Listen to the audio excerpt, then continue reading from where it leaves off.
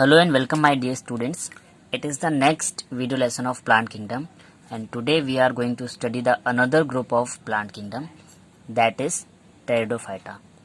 Plant kingdom के starting में मैंने ही आपको बताया था कि प्लांट किंगडम को कुछ ग्रुप्स में डिवाइड किया गया है like algae, bryophyta, pteridophyta, gymnosperm and angiosperm. तो पिछले लेक्चर्स में हम लोग एल्गी और ब्रायोफाइटा को पढ़ चुके हैं और आज हम पढ़ने वाले हैं ग्रुप टेरिडोफाइटा को। तो चलिए स्टार्ट करते हैं, बहुत ध्यान से देखिएगा इस वीडियो को। First of all the term pteridophyta was given by Haeckel, यानी जो ये वर्ड है टेरिडोफाइटा ये कहाँ से आया है, ये अर्नस्ट हैकल ने दिया था। And the study of pteridophyte is called pteridology, यानी कि साइंस की वो ब्रांच जहां पर हम टेरिडोफाइट के प्लांट्स की स्टडी करेंगे उसे बोला जाएगा टेरिडोलॉजी। अब जैसे मैंने ब्रायोफाइटा को बोला था, ब्रायोफाइटा को मैंने बोला था एम्फीबियंस ऑफ प्लांट किंगडम, तो सेम एज जो टेरिडोफाइटा हैं they are called as reptiles of plant kingdom, यानी कि जो टेरिडोफाइटा के मेंबर हैं इनको प्लांट किंगडम का रेप्टाइल बोला गया। अब रेप्टाइल क्यों बोला गया है, क्योंकि इनमें रेप्टाइल्स की तरह कुछ क्रीपर्स वाले स्ट्रक्चर थे, यानी कि इनके जो कुछ प्लांट हैं वो एज अ ऑर्नामेंट यूज होते हैं और वो क्रीपर लाइक स्ट्रक्चर शो करते हैं, यानी कि वो कुछ रेप्टाइल्स की तरह इस तरह से ग्रो करते हैं। तो इस वजह से इन्हें रेप्टाइल्स ऑफ प्लांट किंगडम भी बोला गया। और एक मोस्ट इम्पॉर्टेंट पॉइंट और बोला जाता है, इनको फर्स्ट सक्सेस टेरेस्ट्रियल प्लांट बोला गया, यानी कि जमीन पर ग्रो करने वाले पहले सक्सेसफुल प्लांट बोला गया हमने टेरिडोफाइटा को। बट एक चीज इनमें और कॉमन थी, जैसे कि ब्रायोफाइटा में होता क्या था कि ब्रायोफाइटा के मेंबर्स भी रह तो लेते थे सॉइल में, यानी कि सॉइल में ग्रो कर लेते थे, बट फर्टिलाइजेशन के लिए उनको वाटर की रिक्वायरमेंट होती थी। तो यहाँ पे भी सेम प्रोसेस टेरिडोफाइटा में होगी। और एक और इम्पॉर्टेंट पॉइंट क्या है, they possess vascular tissue like xylem and phloem. अब जैसा कि आपको पता है जाइलम से हम वाटर कंडक्शन करते हैं प्लांट बॉडी में और फ्लोएम जो है पूरी बॉडी में फूड की सप्लाई करता है। तो टेरिडोफाइटा ऐसा पहला ग्रुप था जहां पर वेस्कुलर टिश्यू डेवलप हो गए, यानी कि अभी ब्रायोफाइटा तक वेस्कुलर टिश्यू नहीं आए थे, अब टेरिडोफाइटा में जाइलम और फ्लोएम भी डेवलप हो चुके हैं। तो ये तो कुछ इंपॉर्टेंट की पॉइंट्स थे। अब बात कर लेते हैं इन ग्रुप्स के हैबिटेट की, मीन्स ये कहाँ पर पाए जाते हैं।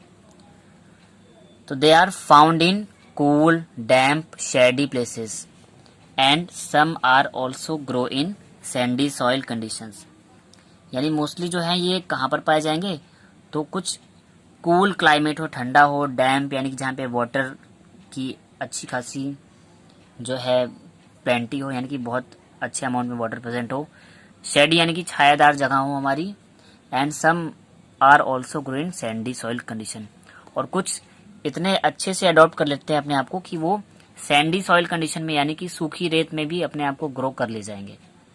लाइक कुछ कोनिफर्स प्लांट होते हैं जो कि एक्सट्रीम क्लाइमेट में भी अपने आप को सरवाइव कर ले जाते हैं।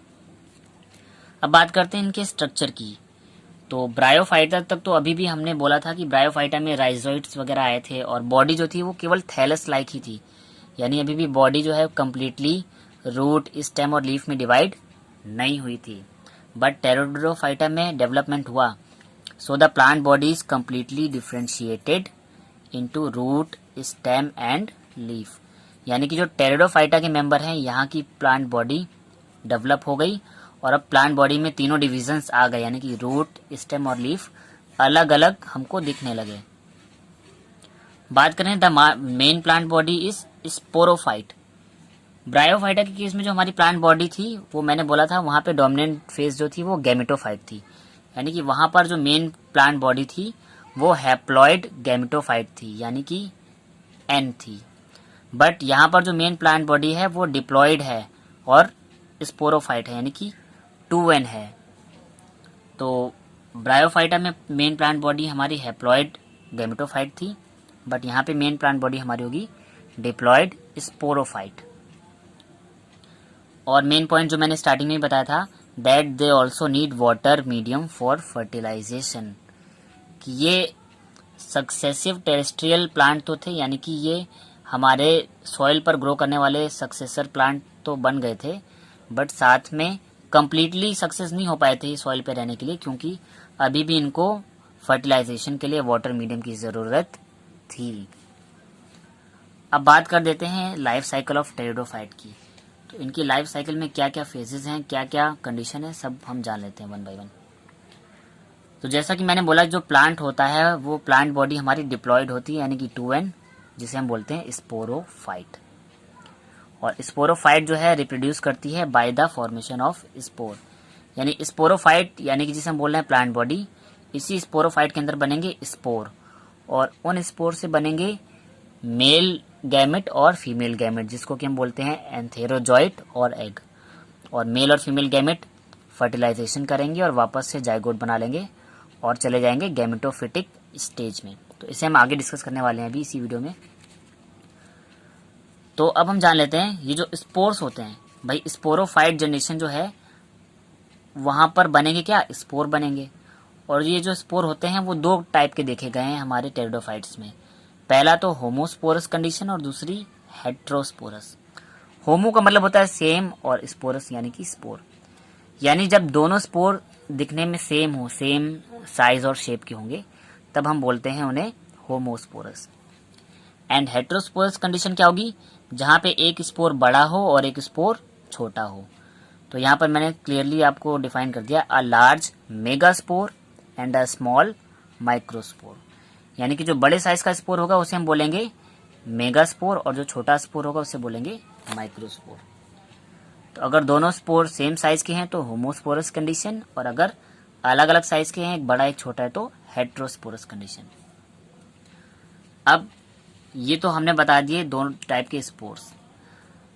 अब जैसा कि ये स्पोर बन कहाँ पे रहते, प्लांट बॉडी में, जिसको बोला था स्पोरोफाइट। अब प्लांट बॉडी के किस पार्ट में बन रहे थे, तो sporophytes are formed in sporangia, यानी कि स्पोरोफाइट के अंदर होगा स्पोरेंजिया, और इन्हीं स्पोरेंजिया के अंदर बनेंगे हमारे स्पोर्स। और ये स्पोरेंजिया भी कहीं पे बन रहे होंगे। So and the leaf where these sporangia are formed called sporophylls, यानी हमारी प्लांट बॉडी है स्पोरोफाइट, और स्पोरोफाइट में दो टाइप की लीव्स होंगी। पहले एक तो होती है टोपोफिल्स। टोपोफिल्स वो पत्तियां होंगी जो केवल हमारा फोटोसिंथेसिस करके फूड बनाएंगी, और दूसरी लीफ होती है जिनको हम बोलते हैं सेक्सुअल लीफ, जो कि हमारे क्या करेंगी, स्पोर्स को बनाने का काम करेंगी, यानी कि स्पोरेंजिया को बनाएंगी। तो उन लीफ को जो बनाएंगी स्पोरेंजिया, उनको नाम दे दिया गया है स्पोरोफिल्स। तो प्लांट बॉडी यानी कि स्पोरोफाइट, स्पोरोफाइट के अंदर बनेंगी स्पोरोफिल्स लीफ यानी कि पत्तियां, और इन्हीं स्पोरोफिल लीव्स के अंदर बनेंगे हमारे स्पोरेंजिया, और यही स्पोरेंजिया बना देंगे हमारे किसके, हमारे प्लांट बॉडी में स्पोर्स को। और अब वही स्पोर जाएंगे सॉइल में, और सॉइल में जाकर वापस से ग्रो करेंगे और एक नया स्ट्रक्चर बनाएंगे प्लांट बॉडी का, जिसे बोलेंगे गैमेटोफाइट। सो नेक्स्ट पॉइंट देख लेते हैं हम। इतना तो आपको क्लियर हो गया होगा कि प्लांट बॉडी को हमने बोला स्पोरोफाइट, उसके अंदर बनेंगी कुछ लीफ लाइक स्ट्रक्चर जिनको बोलेंगे स्पोरोफिल, और इन स्पोरोफिल के अंदर डेवलप होंगे स्पोरेंजिया, और स्पोरेंजिया के अंदर बनेंगे हमारे स्पोर्स। अब अगला पॉइंट देख लेते हैं, spores are formed by meiosis. अब जैसा कि पता है सेक्सुअल रिप्रोडक्शन होगा तो वहां पर बात होगी मियोसिस की। तो हमारे जो स्पोर्स हैं यानी कि वो गैमेट्स हैं एक तरीके से, तो वो जो स्पोर हैं वो मियोसिस के थ्रू बनेंगे, यानी कि रिडक्शन डिवीजन के थ्रू बनेंगे। तो अब जैसा कि हमारे जो स्पोरेंजिया है वो तो डिप्लॉयड होगा, और उस डिप्लॉयड स्पोरेंजिया से हैप्लॉयड स्पोर बनेंगे। तो स्पोरेंजिया के अंदर डायरेक्टली स्पोर तो नहीं बनते हैं, स्पोरेंजिया के अंदर कुछ स्पेशल टाइप की सेल्स होती हैं जिन्हें हम बोलते हैं स्पोर मदर सेल। मैंने लास्ट वीडियो में भी आपको स्पोर मदर सेल के बारे में बताया था। तो स्पोरेंजिया के अंदर होंगी ये स्पोर मदर सेल, और यही स्पोर मदर सेल करेंगी कौन सा सेल डिवीजन, मियोसिस, और मियोसिस करके ये बना लेंगी बहुत सारे स्पोर्स। तो spores are formed by meiosis in the spore mother cells of sporangia, मतलब स्पोरेंजिया के अंदर जो स्पोर मदर सेल हैं वो मियोसिस करके क्या बनाएंगी, हैप्लॉइड स्पोर्स बनाएंगी। अब हमारे स्पोर बन गए, अब अगली कंडीशन क्या होनी है, अब ये स्पोर जाएंगे प्लांट बॉडी से अलग होकर किसी मीडियम में अपने आप को जर्मिनेट कराएंगे, यानी कि ग्रो कराएंगे। तो जर्मिनेशन ऑफ स्पोर इज एक्सोस्पोरिक। मैंने स्पेलिंग गलत लिख दी, यहाँ पे लिख दीजिएगा एक्सो, EXO। एक्सोस्पोरिक का मतलब होता है कि जो स्पोर्स हैं वो प्लांट बॉडी के बाहर जाकर ग्रो करेंगे, इसीलिए कंडीशन बोली है exosporic. Means outside the sporangia in soil, यानी कि स्पोरेंजिया के अंदर अब स्पोर तो बन गए हैं, अब ये स्पोरेंजिया से बाहर निकलेंगे और मिट्टी में कहीं पे सॉइल वाली जगह पर जाएंगे, गिर जाएंगे और वहीं पर मिट्टी में जाके ये ग्रो करेंगे।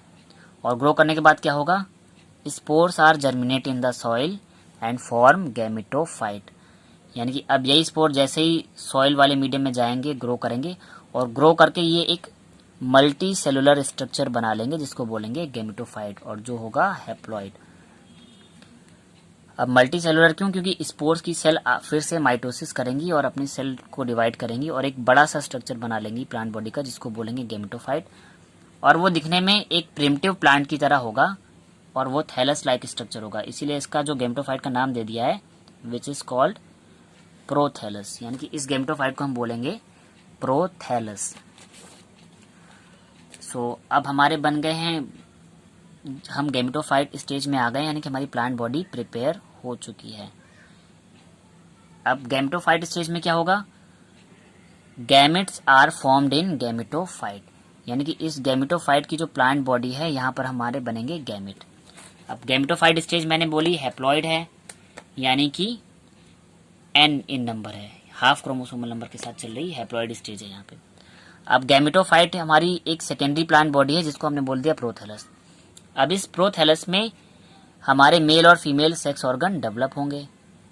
तो मेल सेक्स ऑर्गन को हम बोलते हैं एंथेरिडियम, और एंथेरिडियम क्या प्रोड्यूस करेगा, मेल गैमेट जिसका नाम है एंथेरोजॉइड्स। और ये जो एंथेरोजॉइड्स हैं ये मल्टी फ्लैजलेट होंगे, मीन्स यहाँ पे बहुत सारे फ्लैजला होंगे मूवमेंट के लिए, क्योंकि हमको पता है यहाँ पर फर्टिलाइजेशन जब होगा तो हमारे जो एंथेरोजॉइड्स हैं वो वाटर स्ट्रीम में, यानी कि पानी के फ्लो के साथ बहकर जाएंगे हमारे आर्कीगोनियम तक। तो मेल सेक्स ऑर्गन हमारे एंथेरिडियम जो प्रोड्यूस करेंगे मल्टी फ्लैजलेट एंथेरोजॉइड्स। अब ये जो एंथेरोजॉइड्स हैं ये हमारे क्या हैं, male gamete. Same as female sex organ जो डेवलप होगा गैमेटोफाइट के अंदर उसको बोलेंगे हम आर्कीगोनियम, और आर्कीगोनियम के अंदर एक सिंगल एग बनता है जो कि हमारा फीमेल गैमेट है। अब हमारे पास मेल गैमेट मिल गया एंथेरोजॉइड और फीमेल गैमेट भी मिल गया। अब क्या होगा, फर्टिलाइजेशन, और यहाँ पे फर्टिलाइजेशन होगा बाय ज़ोइडोगैमी। लास्ट वीडियो में भी मैंने आपको बताया था ज़ोइडोगैमी का मतलब क्या होता है, कि जब हमारा जो मेल स्पोर है यानी कि जो मेल गैमेट है वो वाटर स्ट्रीम के थ्रू, यानी कि पानी के बहाव के थ्रू जाकर फीमेल के एग से मिल जाए और फ्यूज करे, तो इस कंडीशन को बोलते हैं ज़ोइडोगैमी। मीन्स एंथेरोजॉइड को वाटर स्ट्रीम के थ्रू मूव करके जाना पड़ेगा एग के पास। तो फर्टिलाइजेशन होगा ज़ोइडोगैमी के through, and after fertilisation zygote is formed. अब जैसे फर्टिलाइजेशन होगा तो अब हम हैप्लॉइड से आ जाएंगे डिप्लॉइड स्टेज में, यानी कि अब हमारा 2N यानी कि डिप्लॉइड जाइगोट बन जाएगा। अब जाइगोट फिर से माइटोसिस करेगा और जाइगोट बना लेगा एम्ब्रियो को, क्योंकि जाइगोट तो हमारा भी डिप्लॉइड स्ट्रक्चर था। अब जाइगोट में वापस से सेल डिवीजन होगा, ये अपने स्ट्रक्चर को बड़ा करेगा और एक कंप्लीट एम्ब्रियो में डेवलप हो जाएगा, और यही एम्ब्रियो आगे जाके अपने आप को और डेवलप करेगी और सेल डिवीजन करेगी और एक पूरा का पूरा स्पोरोफिटिक प्लांट बना लेगी, जो कि हमारी डिप्लॉइड मेन प्लांट बॉडी थी स्पोरोफाइट। अब मैं इसे आपको पूरे के पूरे एक डायग्राम के थ्रू एक्सप्लेन कर दे रहा हूँ, आपको सारे पार्ट्स क्लियर हो जाने। अब जैसा कि मैंने आपको बताया कि जो हमारी मेन प्लांट बॉडी है उसे हम बोलते हैं स्पोरोफाइट, जो कि होती है हमारी 2N यानी कि डिप्लॉइड। अब स्पोरोफाइट के अंदर कुछ सेक्सुअल लीव्स होती हैं, यानी कि ऐसी पत्तियां जो कि हमारे स्पोर को बनाने में हेल्प करेंगी, उनको बोला जाता है स्पोरोफिल्स। तो ये स्पोरोफिल भी डिप्लॉइड होंगी और इन्हीं स्पोरोफिल से बनेंगे हमारे स्पोरेंजिया, और यही डिप्लॉइड स्पोरेंजिया होते हैं। इन्हीं स्पोरेंजिया के अंदर कुछ स्पेशल सेल्स होंगी जो कि स्पोर को बनाएंगी। तो स्पोरेंजिया की वो सेल्स जो स्पोर्स को बनाएंगी मियोसिस के थ्रू, उनको बोला जाता है स्पोर मदर सेल्स। अब यही स्पोर मदर सेल क्या करेंगी, मियोसिस करेंगी, ठीक है। मियोसिस का मतलब है रिडक्शन डिवीजन। और जैसे ये मियोसिस करेंगी तो ये बना लेंगी 4 हैप्लॉइड स्पोर। तो स्पोरेंजिया की स्पोर मदर सेल में हुई मियोसिस, तो डिप्लॉइड स्पोर मदर सेल से अब 4 हैप्लॉइड स्पोर बन गए हमारे। अब ये स्पोर जो है वापस से प्लांट बॉडी से डिटैच होंगे, यानी कि अभी अपनी स्पोरोफाइट बॉडी को छोड़ देंगे और जाएंगे सॉइल में, और सॉइल में जर्मिनेट होंगे, और जर्मिनेट करने के बाद बना लेंगे ये गैमेटोफाइट। तो यानी कि अब यहाँ पर होगा जर्मिनेशन, और ये स्पोर जर्मिनेट होकर बना लेंगे हमारा स्पोरोफाइट, सॉरी जर्मिनेट होकर बनाएंगे गैमेटोफाइट, जो कि हमारा कैसा है, हैप्लॉइड है। अब मैंने बोला था कि गैमेटोफाइट हम हैप्लॉइड स्टेज में आ गए। अब गैमेटोफाइट के अंदर बनेंगे, या इसी गैमेटोफाइट को हम बोलते हैं प्रोथैलस, क्योंकि ये थोड़ा सा लेस डेवलप्ड प्लांट बॉडी होती है। अब गैमेटोफाइट में हमारे बनेंगे मेल रिप्रोडक्टिव ऑर्गन जिसको बोलेंगे एंथेरिडिया, और फीमेल रिप्रोडक्टिव ऑर्गन जिसको बोलेंगे आर्किगोनिया, और दोनों कैसे होंगे, हैप्लॉइड होंगे। अब एंथेरिडिया के अंदर बनेंगे मेल गैमेट एंथेरोजॉइड्स, और आर्किगोनिया के अंदर बनेगा फीमेल गैमेट यानी कि एग। तो अब यही हमारा एंथेरोजॉइड क्या करेगा, जोइडोगैमी के थ्रू, जैसा कि मैंने बताया जोइडोगैमी में कि हमारा जो मेल गैमेट है वो वाटर स्ट्रीम में बहकर पहुंच जाएगा एग के पास। तो ये एंथेरोजॉइड जोइडोगैमी के थ्रू एग से फ्यूज करेगा, और दोनों हैप्लॉइड होंगे, क्योंकि जैसे ही हम स्पोर से गैमेटोफाइट वाली स्टेज में आ गए तो स्पोर के बाद से हमारी हैप्लॉइड स्टेज स्टार्ट हो गई। तो ये हमारे एंथेरोजॉइड भी हैप्लॉइड होंगे और एग भी हमारे हैप्लॉइड होंगे, और दोनों हैप्लॉइड सेल मिलकर एक डिप्लॉइड जाइगोट बना लेंगी। जाइगोट डेवलप होकर एम्ब्रियो बनाएगा, और एम्ब्रियो आगे डेवलप होकर फिर से एक लार्ज प्लांट बॉडी यानी कि कंप्लीट स्पोरोफाइट प्लांट बॉडी में कन्वर्ट हो जाएगी, जहां पर प्रॉपर रूट, स्टेम और लीफ प्रेजेंट होंगे। तो अब इस पार्ट को हम 2 हाफ में डिवाइड कर सकते हैं बेसिकली। एक जनरेशन हो जाएगी स्पोरोफिटिक जनरेशन, तो जहां से भी डिप्लॉइड सेल चल रही है उसे हम बोल देंगे स्पोरोफिटिक जनरेशन, यानी कि जाइगोट से बनने से लेकर स्पोर मदर सेल तक का जो पोर्शन है ये हमारी क्या है, स्पोरोफिटिक जनरेशन है।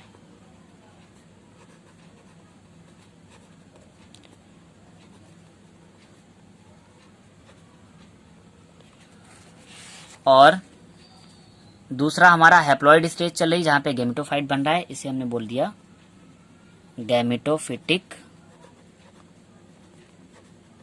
जनरेशन। और मैंने प्लांट वाले चैप्टर को स्टार्ट करने से पहले ही बताया था कि प्लांट की स्पेशल कैरेक्टरिस्टिक क्या होती है, कि यहाँ पे अल्टरनेशन ऑफ जनरेशन होता है, कि एक स्पोरोफिटिक जनरेशन आती है और उसके बाद गैमेटोफिटिक जनरेशन आती है, और ये दोनों जनरेशन एक दूसरे को बार बार अल्टरनेटिवली पास करती रहती हैं, और इसी को बोलते हैं अल्टरनेशन ऑफ जनरेशन। तो जब प्लांट का मेन इंपॉर्टेंट कैरेक्टरिस्टिक है अल्टरनेशन ऑफ जनरेशन, तो हम प्लांट ग्रुप के चाहे किसी भी ग्रुप को पढ़ें, टेरिडोफाइटा, ब्रायोफाइटा, एल्गी, जिम्नोस्पर्म और एंजियोस्पर्म, हमें वहां पर स्पोरोफिटिक और गैमेटोफिटिक जनरेशन देखने को मिलने वाली है। और अब हम कुछ इम्पॉर्टेंट एग्जाम्पल देख लेते हैं अगर हम टेरिडोफाइट्स के, तो like Selaginella, lycopodium and equisetum etcetera. So I hope कि आपको टेरिडोफाइट्स की दोनों जनरेशन और पूरी की पूरी लाइफ साइकिल क्लियर हो गई होगी। तो स्टूडेंट, ये वीडियो आपको कैसा लगा कमेंट करके बताएं, और अगर ये वीडियो आपको समझ आया है तो इसे लाइक करें और सभी स्टडी रिलेटेड ग्रुप्स में शेयर करें। और जैसे कि पिछले वीडियो में मैंने ब्रायोफाइटा को डिस्कस किया था, तो अगर आपने वो वीडियो नहीं देखा है तो ब्रायोफाइटा वाले वीडियो का डिस्क्रिप्शन ब्रायोफाइटा वाले वीडियो का जो लिंक है इसी वीडियो के डिस्क्रिप्शन में मैंने दे दिया है, तो वहाँ पर जाकर आप ब्रायोफाइटा वाले वीडियो को भी देख सकते हैं। और चैनल को सब्सक्राइब कर लीजिए और बेल आइकन को प्रेस कर लीजिए ताकि आने वाले वीडियोस की नोटिफिकेशन आपको मिलते रहें। Thank you students.